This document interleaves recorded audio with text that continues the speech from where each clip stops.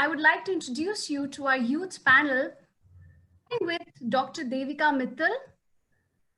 Hello, hi, welcome. Welcome to the panel. Thank you so much. Thanks for having me. So Devika is the India convener of Aaghaz-e-Dosti, a youth-led organization trying to normalize relationships between the youth of both India and Pakistan. She is the core member of India-based voluntary organization Mission Bharatiyam, PhD scholar at the prestigious Delhi School of Economics. She is an assistant professor at the University of Delhi. She's also a freelance writer whose focus areas include gender studies, Indo-Pak relations, and contemporary politics. Thank you for joining us, Dr. Devika. Thank you. Next with us is youth activist and sustainability enthusiast, Isha Jerath. Welcome, Isha. Isha has she's spent 3.5 years working with the world's largest youth-run non-profit organization called AIESEC that strives to achieve peace and fulfillment of humankind's potential. Isha has so far facilitated the experience of over 100 youth across borders. She's also represented the organization at international conferences with 30 nationalities gathered to discuss the state of the world and their contribution. At the moment, Isha is National VP AIESEC in Switzerland. Welcome, Isha. Thank you for joining us. Joining us from Lahore is art educationist and peace agent Tooba Tahir.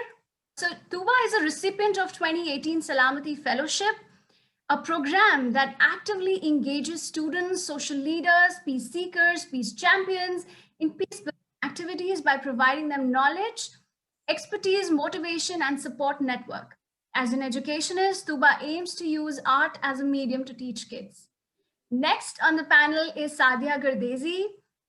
Journalist and political cartoonist, Saadia is the co-founder and Pakistan lead of Project Dastaan, an organization that records oral histories of partition veterans and reconnects them to their ancestral homes using VR technology. She's worked with various news outlets since 2010, including The Nation, Arab News, and Independent Urdu.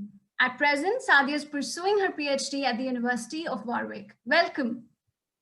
We also have Kirthi Jayakumar. She's an activist, social entrepreneur, artist, scholar from Chennai. Kirthi Jayakumar is the founder and the CEO of Red Elephant Foundation, a peace-building initiative that works for the gender equality through storytelling, advocacy, and digital interventions, one of which is the Saahas app for women's safety. She also co-founded the Gender Security Project, an initiative working at the cross-section of gender, peace, and security. She's been the recipient of several awards, including the US Presidential Services Medal for her services as a volunteer. Please welcome Kirthi Jayakumar. I would also now like to introduce you to the moderator of the panel, the brilliant Ananya Jain. Ananya is an undergraduate student of literature and art history at the University of St. Andrews, Scotland. She is a representative of racial equality at her university, addressing matters related to well-being, representation, and opportunities for ethnic minority students. She's also a writer who's contributed frequently to eShe, and she's a fab photographer. So welcome everybody. Thank you so much. So many people have joined us in the last few minutes. Thank you so much for joining us, and over to you, Ananya. Thank you, Manvi, for that wonderful introduction. Hello, everyone, and welcome to Day 2 of eShe Magazine's Women's-Led Indo-Pak Peace Summit. I'm your moderator, Ananya, and for today's panel, I'm joined by 5 extremely passionate and talented young women. I think in the previous panel, in the previous discussion, there was a lot of conversation about what peace means and defining peace. And I can surely say that all the young women we have present here today at this panel have done their duty of redefining peace according to what they think is right, not necessarily something that's academic discourse, not defined by political leaders, but by the youth and by young women sitting with us here. So I'm very, very grateful to all of you for taking our time to come join us and have a conversation with us. Over the course of our discussion today, we'll be reflecting upon, I'm sure, a lot of things, but some of them will include the power of the youth, the various interpretations of peace, and the need for intersectionalities. We'll be hearing the personal stories and journeys of our wonderful panelists. If there's one thing that I think 2020 has made abundantly clear, it's that regardless of circumstances, there is strength in power and in collective action. And the youth has most definitely played a major role in amplifying voices in this extremely challenging year. Just before we begin, to remind you all that we have a Q&A function. So if you have any questions at any point, do send us your questions and we'll try to send them forward to our panelists and address them. Without further delay, let's jump right into this conversation. What works? How global youth organizations are leading the way. I'd like to just start by asking our panelists a little bit about the work they've been doing in the context of peace building and community relations. So maybe we'll go through each of the panelists, perhaps maybe starting from Saadia, since there's already been so much conversation about you, Saadia.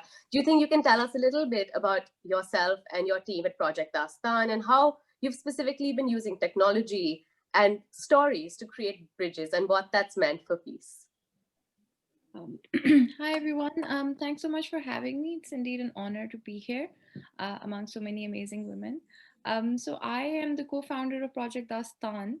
And at Project Dastaan, we try to reconnect partition witnesses to their ancestral homes. And we do that using VR technology or 360 film. So I have a lot of Indian friends, and the discussion came up amongst two of them whose grandparents had gone from one from India to Pakistan and one from Pakistan to India, that, you know, these grandparents want to see their ancestral villages. Like, imagine that you have not been able to go home for 70 years. You've lost all touch with your ancestry, your roots. And with today's political issues, with the way that visa regimes work, it's very difficult for these people to go back home, especially now that they're so old. It might also be physically impossible because of their age. So the crazy idea came up that, hey, we can use VR glasses to give them kind of an immersive experience of what their home was like or is like today. That crazy idea basically came about because of the way today states and borders and bureaucracies and all these things exist. So we came up with this idea of having a team in India, one team in Pakistan, and we send out volunteers. I myself have done this. My two other co-founders, Sparsha Huja and Sam Dalrymple, they're working from the Indian side. We have a brilliant team in Pakistan led by Isha, Mir, in fact, who's a journalist, and Jayasmita, who's in India. And we basically go out in the field with our cameras, with our 360 cameras. We find and track these stories after an interview. We find their villages and any memories they have attached to, whether it's a school, whether it's, you know, a lake, a field, a tree, a shrine, and we basically film them in 360. And the last part of our intervention is to take it back to the partition witness in person, put on those glasses so they have an immersive experience of their childhood home. And happy to say that we've had excellent responses from this generation. We've had very emotional responses. So we're working in this field of some kind of grassroots intervention into connecting people and amplifying our shared heritage. And also kind of, we have forgotten this. We keep talking about partition trauma, but do we actually really want to engage with this generation and their stories and their feelings? So it's also about like giving them closure, hearing their stories, reattaching young people to this older generation, asking people to go and hear the stories of your grandparents, because we feel that everybody was impacted by partition, whether you migrated or not. So it's this strange space of intervention where we're not just creating an archive, but we're changing the archive, where we're kind of closing the loop of the story. And now we're also now thinking of, you know, moving into animation, telling stories of partition that young people may have never heard of before, stories from the Bay of Bengal, stories of women, stories of just like how bureaucracy basically changed everything. So we are a young organization. We have a team of very young people, and we are looking for constant collaborations with art studios, musicians, animators, artists, you know, across the region. So that's basically in a nutshell what Project Dastaan is and what we're doing. Thank you so much, Saadia. And I think I've been following Project Dastaan on social media for a couple of years, and I've seen the journey and I've seen it grow and change. And I've always been completely enamored by the process, and specifically the use of very modern day technology to build relationships. I think everything you've spoken about right now, there's so much emphasis on creating relationships. Um, and I think that's what's important. And I think we as the youth have the power to do that. And just talking about creating relationships, I want to move ahead to Dr. Devika Mittal and your initiative, Aaghaz-e-Dosti, because you guys are working towards normalizing relationship between the youth of both countries. So can you tell us a little bit about your journey and specifically something about where this concept and thought emerged from? Right. Thank you, Ananya. Thank you, Ekta. Thank you, Manvi, for first of all bringing us all together. And Aaghaz-e-Dosti, which literally means the beginning of friendship, it actually works, I think, on this principle, this quote which was given by Slavoj Zizek, that an enemy is someone whose story you have never heard. So we bring people in conversation with each other. And the idea really began with the fact that there are so many stereotypes that exist. And how is the Pakistan? There is so much, what conflict also does is that it really invokes curiosity. So while, we live in an environment where we grow up hating Pakistan, and similar is the case for Pakistanis as well, we're also always curious that how a Pakistani is. Why do Pakistanis hate us is something that I used to always think about. And when I finally met Pakistanis in South Asian University, I was so surprised that they speak exactly the way we do. They have the same concerns in life. And this was one, thought, this one, curiosity, which really made me think that, we really need to have Indians and Pakistanis in conversation with each other. And I'm one of the founding members of the initiative. And the reason to start Aaghaz-e-Dosti was precisely this, that people who do not really have, let's say, a partition memory, or, people who have really understood Pakistan mainly through media should really be the people, also, I mean, there should be a focus on them as well to get access to a platform which is unmediated, which is, non-politicized, and people should get an opportunity to understand how heterogeneous Pakistan is the way India is as well. So Aaghaz-e-Dosti started with that. We have different kinds of activities. One of the activities that I would really like to talk about is called Aman Chopal. So if there would be somebody from Pakistan, a journalist, an activist, or any sort of expert, of their field, we would have them to interact with students in a school. And students are not apolitical. They don't really just ask sweet questions or something. They ask heavily political questions, very, very rude. So in one of the experiences, I mean, we had like really different experiences, some which have been also a bit embarrassing, but then they were okay the way then the session started. So in one of this session, the student stands and asks this, question to the Pakistani guest. I mean, he says this thing that on Diwali, the Pakistanis killed our soldiers and said Happy Diwali. And then on Eid, we killed their soldiers and said Eid Mubarak. The moment he said that, students started clapping. Everyone was clapping at that moment in the hall. The Pakistani guest was very calm. And obviously, the students were waiting at what she will say. She had calmness on her face, and then she replies that death should not be celebrated. She said that no soldier should have been killed. And then she says, I mean, of course, she says this thing that, conflict has to be resolved. Killing soldiers is not what should have been done. Celebrating their death is not human. And after hearing her, reaction, because this is not what they had expected, uh, they obviously were not clapping anymore. They were just, like really made to think that what, how are we seeing this particular conflict? So these kinds of questions, come up, they get to know the perspective of the other side on different conflicts that we have. They would constantly ask about religious minorities in Pakistan. And the same format, also happens in the Pakistani sessions that we have as well. So people are ever concerned to know. When I went to Pakistan, I had interacted with students from Punjab University in Lahore. So they had similar questions to ask me, right? And people are heavily influenced by media. They are, they really have questions. They really have, like things to ask you, especially about women in India, about, let's say, because of the way that they see the media.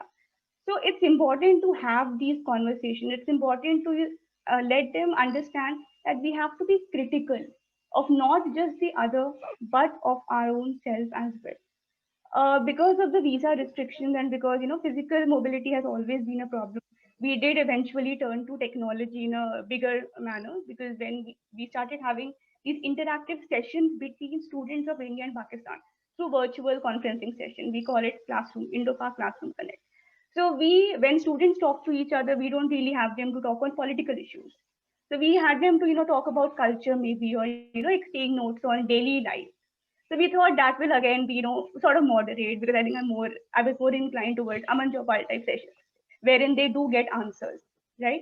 But this also worked in a very, it had its own approach, the way it actually led. Before the session, we would always ask them that, what do you think about Pakistan?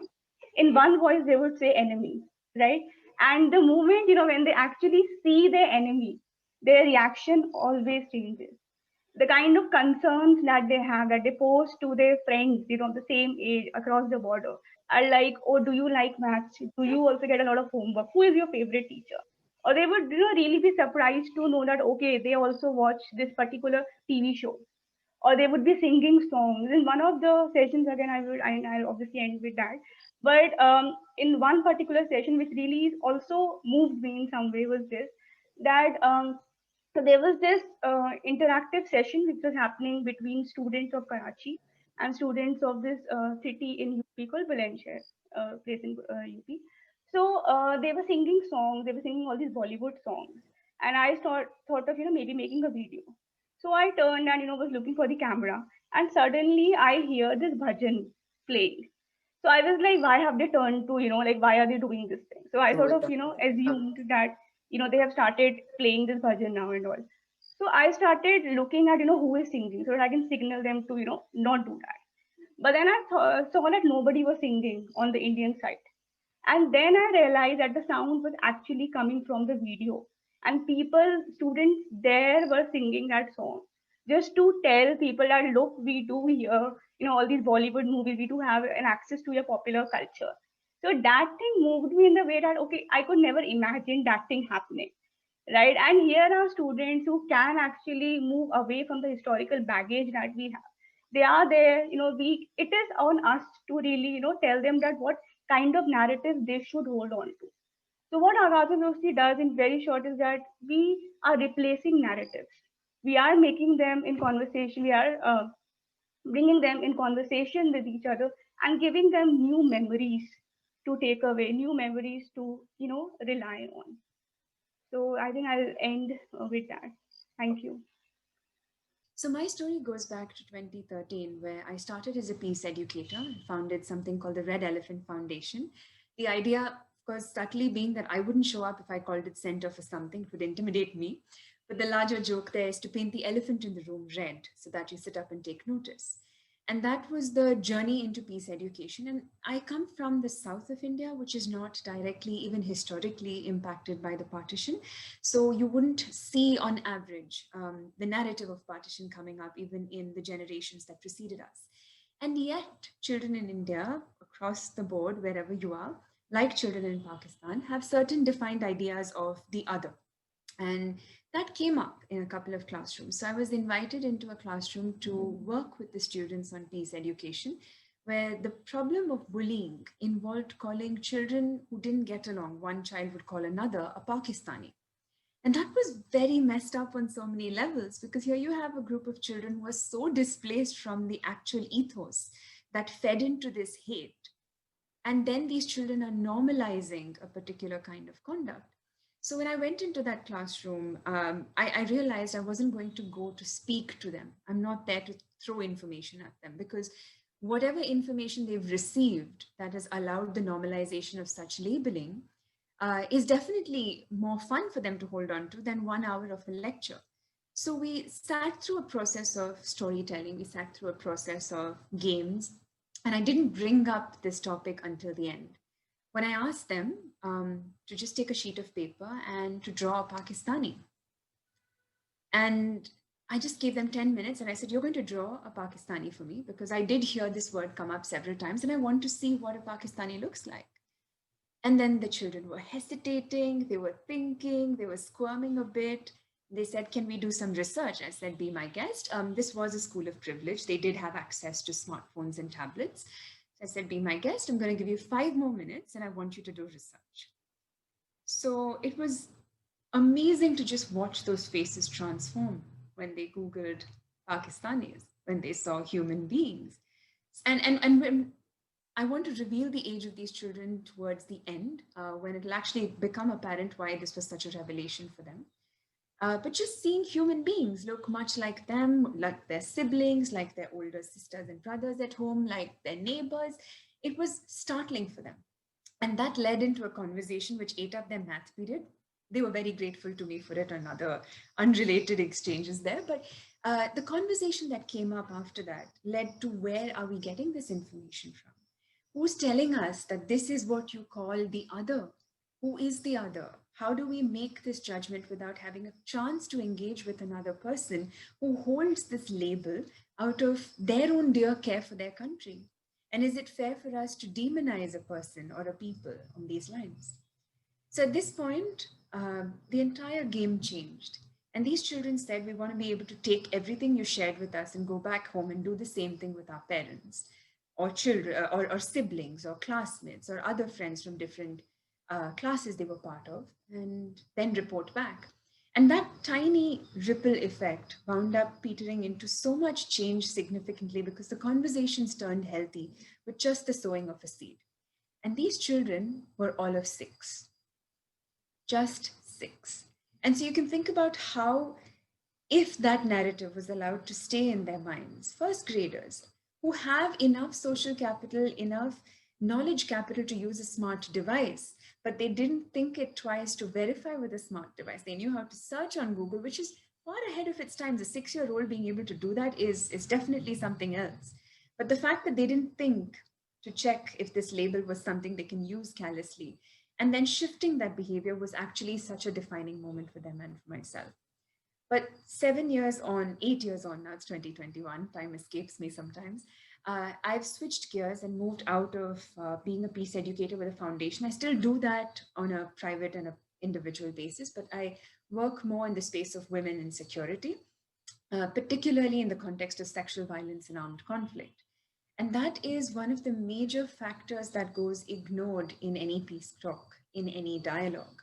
The very fact that sexual violence takes place is considered a byproduct by men in charge of peace, men in charge of security processes, and women are seldom acknowledged as survivors in post-conflict contexts. So you have several measures where amnesty is given to perpetrators, so they come back to the very communities they wronged and walk among those people without justice being done. And to me, that is a major disservice because that kind of peace that's not built on justice is no peace at all. So it is quite a shift in the trajectory, but it is something that I think was in the making, essentially because even when we talk about in this conversation, we've seen a couple of stories come up with great respect to everyone's work. But when we talk of peace in the Indo-Pak context, these are also narratives that slip through the cracks. We're not necessarily talking about those that continue to lead lives after facing sexual violence, both whether that was during partition as well as in contemporary times. And these have a way of sowing intergenerational trauma that continue to keep hate, violence, and cycles of violence alive. And that's what I hope to address through my work in the present. I think the idea of also having these conversations is addressing these specific narratives that we often don't talk about. And I'm so glad you brought that up. And even the story about working with children as young as 6 was extremely interesting to me because, like even Dr. Devika was talking about, these views and perspectives are built when we're very tiny and we don't even realize it. We don't even realize what influences us. So I think it's very important for us to start having these conversations at that grassroots level.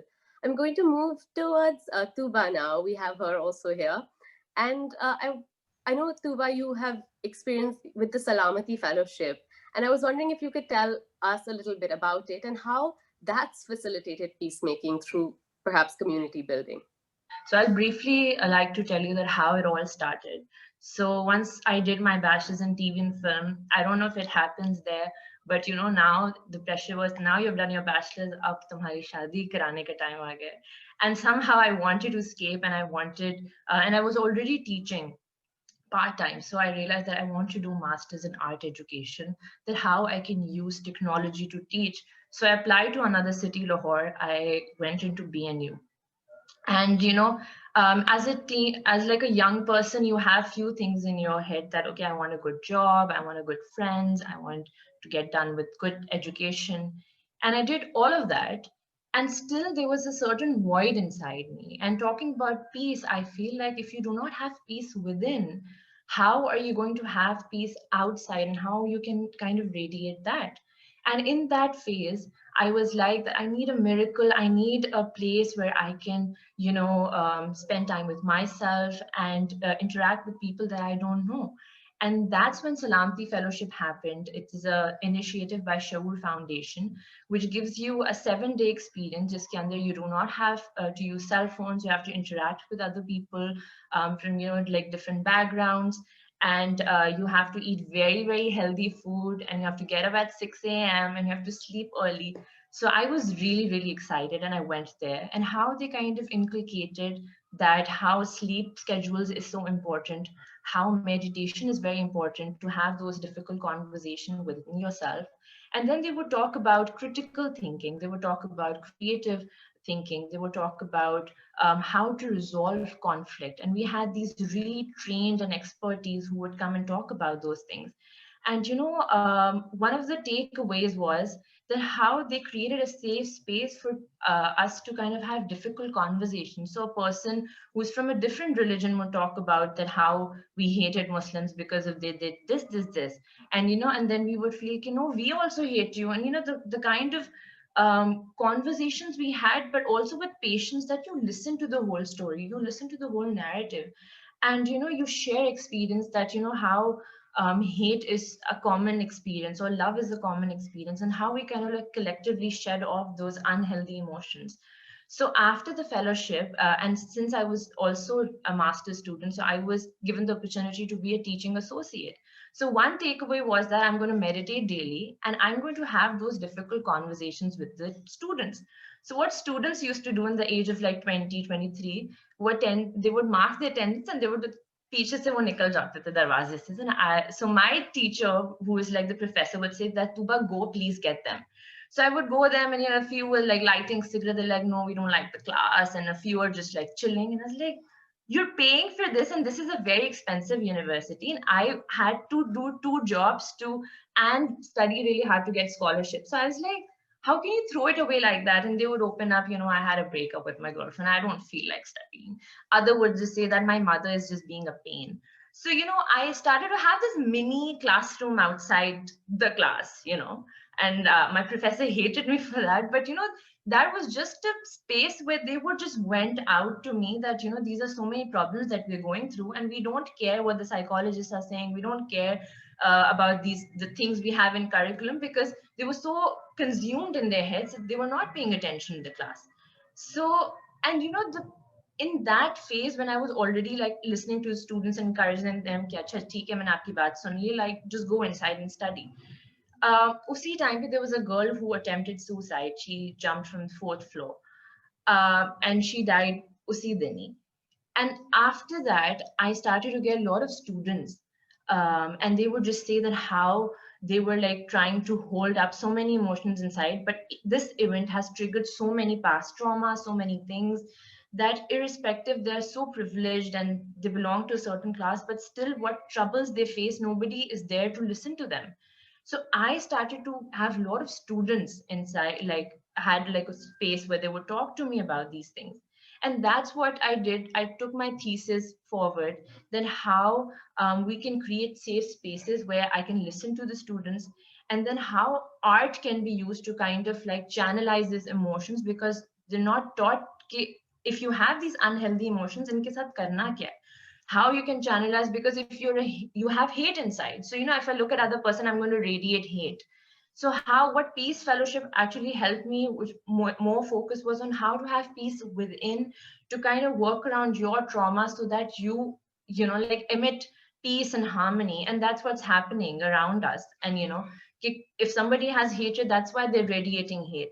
So this is what I do in my teaching practices, that I use art and multiple intelligences to kind of understand that which student have what kind of intelligence and how we can kind of help them to kind of channelize those emotions. So I would like to share a story like my teacher Salima Hashmi did, that she was saying that I was teaching, I was an art teacher, and I would ask students to draw, and there's always one student who is very like difficult to handle.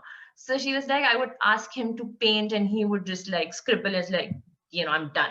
So he had this behavior for months, and Miss Hashmi was like that I felt like I can't deal with this person, but she was just being patient. And one day he did a very nice painting and presented to the teacher, and Miss Hashmi was like, what happened? And he said, Daddy came home. So I just feel that art is so important, and how it kind of helps everybody to channelize their emotions. So that's what I do after my thesis. I left teaching in a particular environment because schools and universities demand to follow certain curriculum, that you have to meet the deadlines, you have to make report cards. And I felt like it was so exhausting. I decided I'm going to make my own curriculum. I've been teaching for past 5 years. I know what's happening. So I designed my own 5-day course, which is called Self-Healing with Tooba. And, I teach young adults, and that's what I've been doing.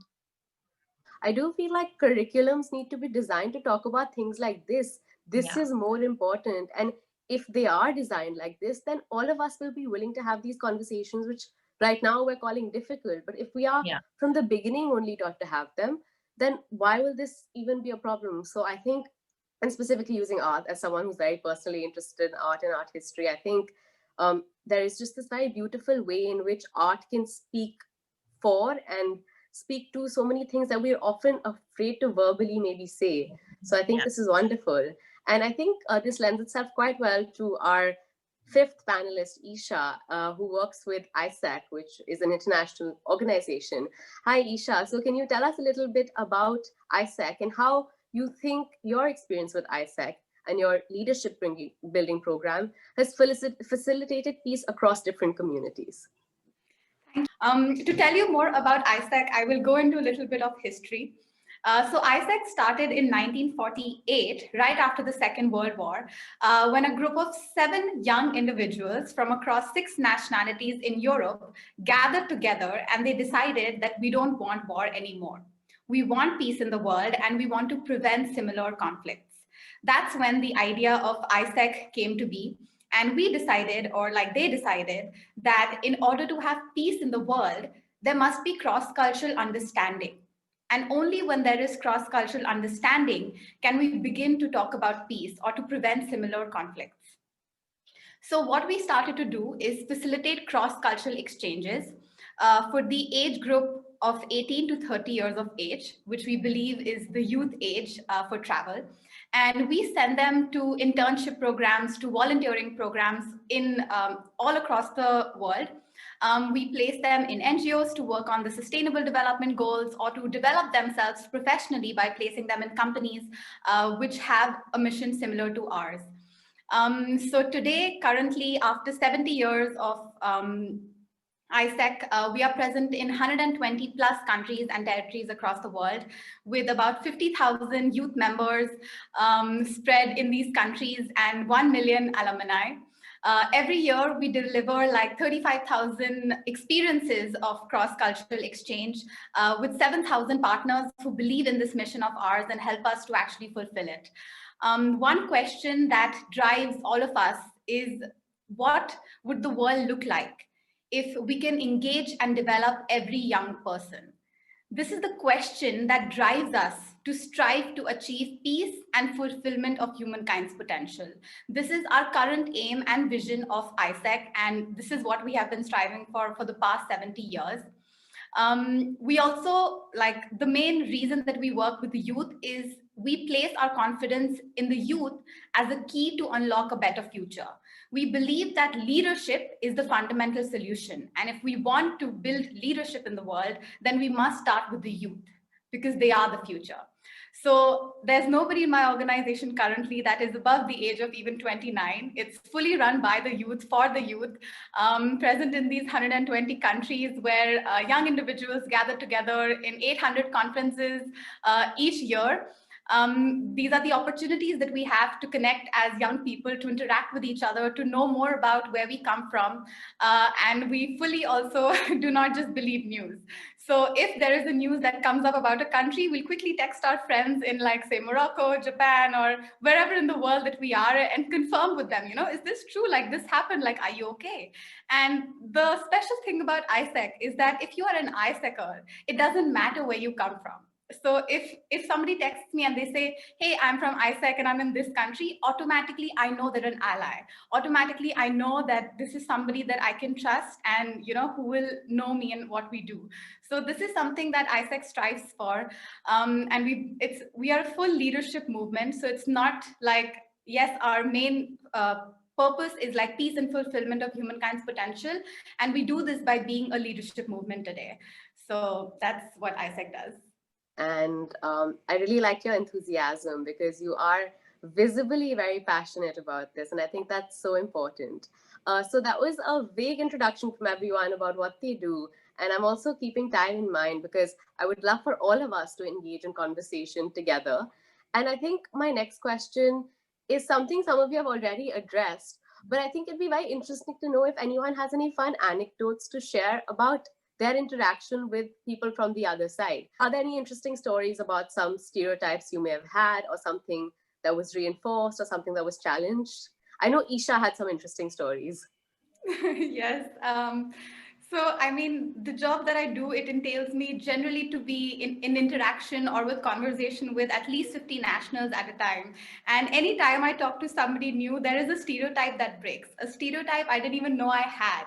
So that is like where it really begins, because we don't assume that we have stereotypes, no matter how we propel peace, or no matter how, we want there to be justice. Sometimes we aren't fully self-aware to even know about these completely submerged, unconscious things that we think. So when I went for an international conference, I'll specifically talk about Pakistanis and Chinese here, because those were the times where my stereotypes really broke. Before I went for this conference, I had a mindset about Chinese that they are completely data-oriented people, like they're talented, they're strict, they're serious people, right into work. And yeah, they're like super focused and serious. That was like a stereotype I didn't know I had, but I realized. Then I met Chinese people, and they are the most fun people I have ever come across. And for me, that was like the biggest shattering thing. Like, really? Like, I would have never thought, And just these three girls from China, we were at a conference discussing about the world, how we can, how can AIESEC help young individuals develop. And here we are chatting about the funniest thing in the world, like not having these barriers at all. And the second thing that happened was with Pakistanis. So there is a fact that even though we do exchanges, we also have AIESEC in Pakistan and AIESEC in India. Unfortunately, AIESEC in India and Pakistan are the only two entities that we have where we cannot have exchange. We cannot have exchange because the government does not allow us to. And after 70 years, we really struggled to send at least one person from India to Pakistan, which was like one of our biggest achievements, but only managed to happen because the nationality of this young person wasn't even Indian. He was Nepalese living in India. So we managed to still send him across the borders to tell us about what Pakistan really is like, and to break the barriers that people like our youth had in their minds. And it also broke for me firsthand when I met a Pakistani at this conference, and the way that we met each other was like, oh, you look like me, I look like you, so let's be friends, like when you're like surrounded by internationals, like I think this is what generally like Pakistanis or Indians have in common, that we look like each other, so we automatically connect. And this is a moment where we didn't even think about what our political state is. It was just two friends looking at each other and saying, we're so alike. And everything is alike. And something we really bonded on was the fact that we speak Hindi. So let's talk in Hindi. Among all these English speaking individuals, we have a secret language. we discussed about our households, like how our parents might be differently strict, or where we're currently living, what the political scenario is. And as human beings, we're the same. The only thing that's different is the political situation that divides us. And I think those are like some of the major stereotypes that have broken for me while working with AIESEC.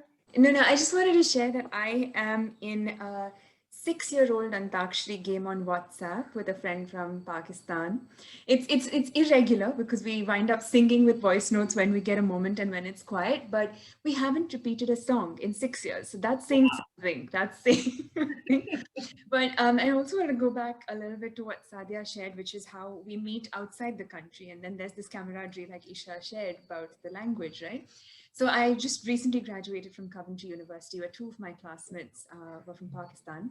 And one of my classmates and I used to make it a practice of speaking in Hindi, Urdu every time. So when our British classmates used to sit with us, they used to look at us saying, but you're not supposed to get along. What are you talking about? So I said, just exactly how you ruined our country for 300 years. We have a lot to say about it, but no, you don't let us do it with a border.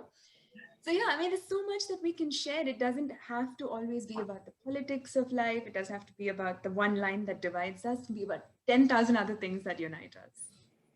Yes, definitely. And I think this clearly shows that all of us want to have these relationships, because I always found it very interesting when I met someone Pakistani. I always wanted to talk to them. I wanted to maintain that relationship with them. And I think talking a little bit about what Isha brought up. So my high school used to run an exchange program with AIESEC College in Lahore when I was about 13 or 14 years old. And it was, I remember, it was, you had to be in class 9 to go to that program. And it was all art students. We used to do music, art, poetry, and go to Lahore and collaborate with them. And the year where I was in class 9 and I was like, yes, now I'm going to go, they stopped the program because of issues with the visa. And it was so unfortunate because that was one thing everyone used to look forward to. And it was such a beautiful thing. And obviously this comes with political challenges, right? Because if the people are willing, it's students who want to go there, why can this exchange not happen? So I think on that note, I'd like to ask you guys about any specific challenges you've faced through the process, because anyway, starting an initiative, starting something new takes a lot of work. It comes with its own challenges. But when the issue is as contentious as this, something very politically charged, that has another set of challenges. So if anyone wants to share any particular challenge they faced, I think Devika. I think one of the critiques that are generally given for peace initiatives is that we tend to work with elite institutions, right? That, they're always working in big cities and elite institutions, but nobody really reflects on why this happens. The thing is, working on this issue requires, it means taking a lot of risk. And taking a risk is an act of social privilege. It's what people, we don't reflect on this thing. It is for real that, there are different types of problems that we face. One of the major things is that there's a stigma on, working on this particular issue. Your loyalty is always subjected to, questioning by different, groups which are there. So even, as producing this very simple peace calendar, which has paintings from both sides, people are always questioning, why is the Pakistani flag above the Indian flag? They don't realize that if a Pakistani student is making that painting, obviously the flag will be above, right? But these kinds of things, saying things to us that, you are like, just because we organized a session in India Islamic Cultural Center, they're like, you're promoting Islam. So, very weird, baseless kinds of accusations which are there, but not just by the people, but it is for real that state authorities is a very big issue, right? And definitely people who are working on this issue, right, they have a lot of social capital. You need to have social capital to be able to work on this thing. Because there's always an ever-looming fear that what if your action is misinterpreted? What if the government policy changes and you are seen as a threat? The fact that, a lot of people say I'm very privileged because of my religion. Because it is for true that, if you look at peace activists who are working on, let's say on this issue in India, you would see that there are hardly any religious minorities who are working on this issue. And the same goes for Pakistan as well. There's a critique of this peace building from the perspective of class. But then again, we have to see who can take the risk, who can afford, to work on this issue, is a real thing that we need to focus upon.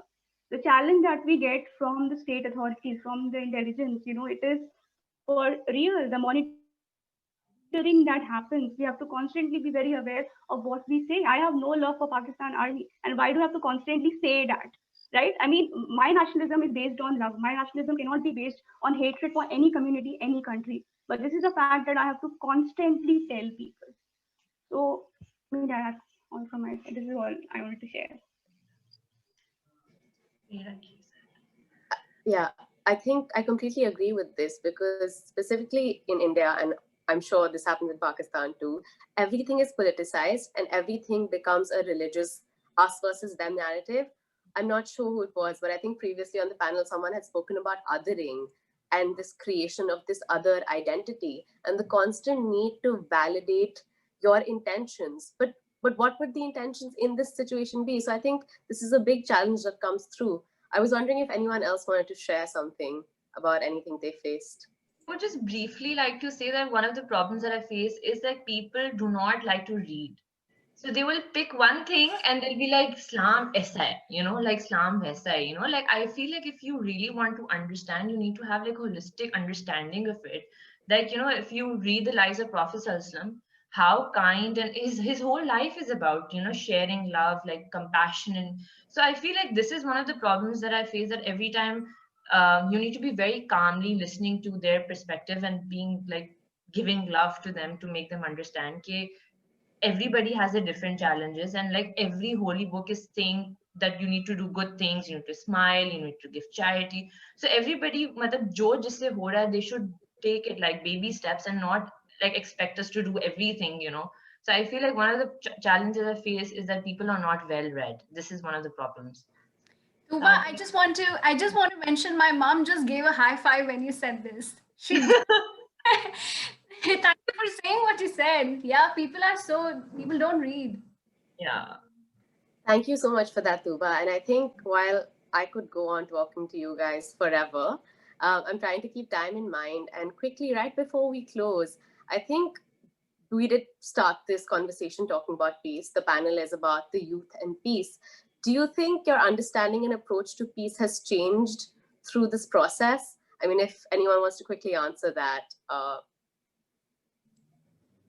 I think for me, peace is a verb, which means that it is evolving every day.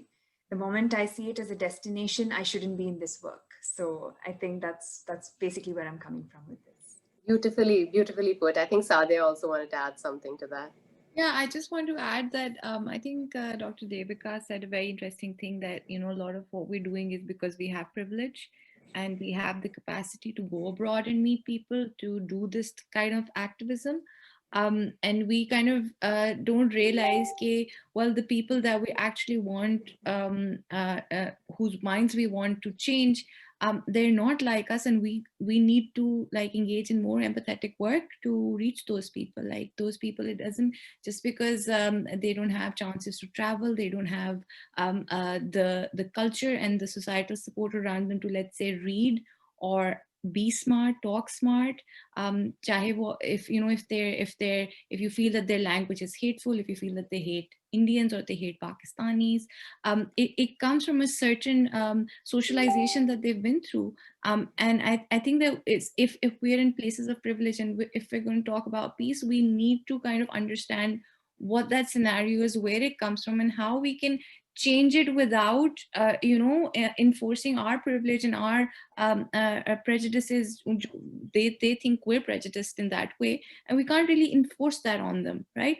So we have to kind of look towards, I would say, this third space where we can come together with them, whether it's like something like Aaghaz-e-Dosti, whether it's something like Project Dastaan, that is not telling them, okay, you have to understand what a Muslim is, and you have to understand who a Pakistani is, and you have to respect, Pakistan's self-determination, and or whether it's Kashmir or whether it's insurgencies in India. It has to be a space where just like, well, hey, there's things that you like, and there's things that I like, and look, there's some overlaps. And I think that is one way that Project Dastaan is trying to impact this grassroots issue by finding these common threads, and there these small spaces that we're trying to open up. So I think, like, just saying that, well, people are illiterate and they don't read, there's a context behind that. Why, if I have access to Twitter or social media and I can express myself well in 140 characters, that might be a capacity that somebody else doesn't have, and therefore you read that as hate speech, right? So I think if we are talking about peace, then it's also about, well, kind of like putting a stone on your heart and then giving space for that hate, so that you can turn that hate around.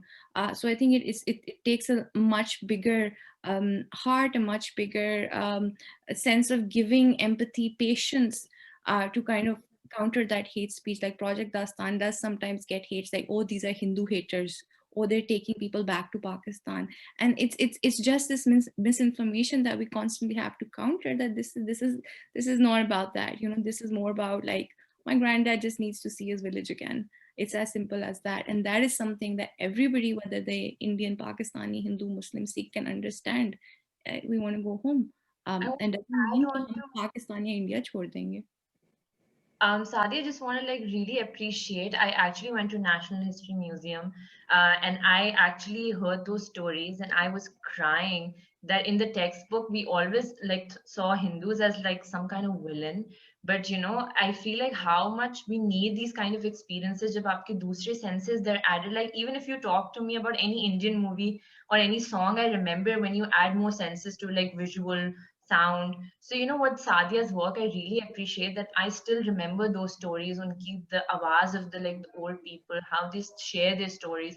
It's really, really beautiful. And even like Dr. Devika, I love the word Aaghaz-e-Dosti. It's so beautiful. And also Kirthi, when you wrote like an email, there was such a mindful message that like, don't feel obligated to reply to this email. And I was like, oh my God, who is this person? I want to meet her.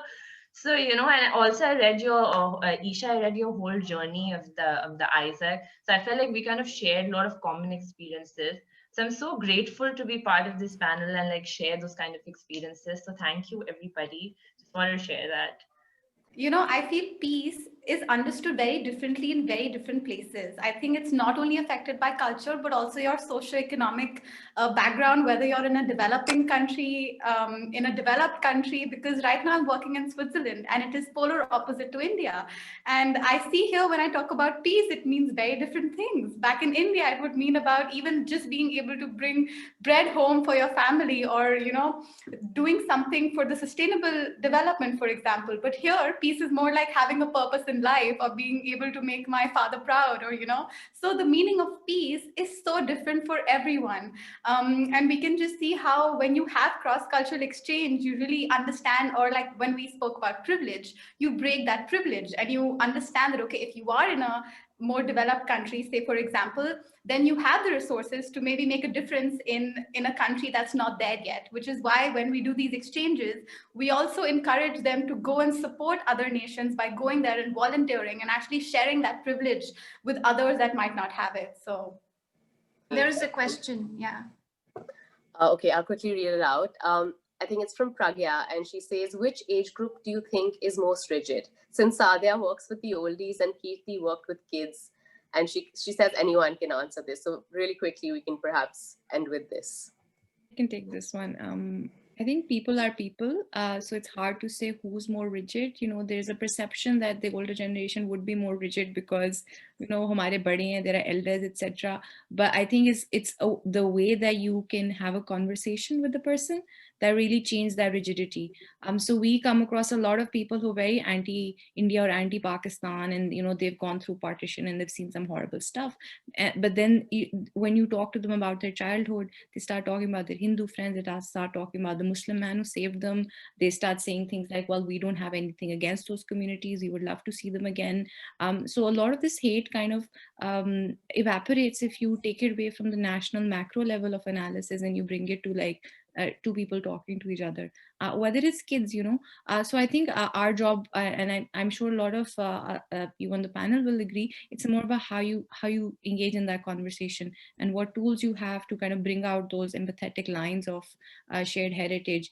And then there's no rigidity in a sense. We're actually working with very malleable, very complex, shifting identities. I agree with what Saadia said. I think the approach matters. If you speak to the behavior and not to the person, you're not dealing with rigidity. If you're speaking to the person, you're dealing right up with the rigidity there. That was beautifully put. And I think on that note, staying conscious of time, I'd like to thank everyone for coming. I'd like to thank all of our panelists for having this extremely insightful and enriching conversation. As a young person, I do feel like it's very important, and it is on us to build these relationships. Today, with access to social media, we don't have as much stopping us. We have more opportunities than we did ever before. And I think if the past year has told us anything, we have the power to challenge all of this narrative, whether it's political conflicts and taboos that have long surrounded this relationship between India and Pakistan, because we have the power to redefine it. So thank you everyone for tuning in. Let's keep working towards that and taking this conversation, and most importantly, our actions forward. Thank you again to all our panelists and all our attendees.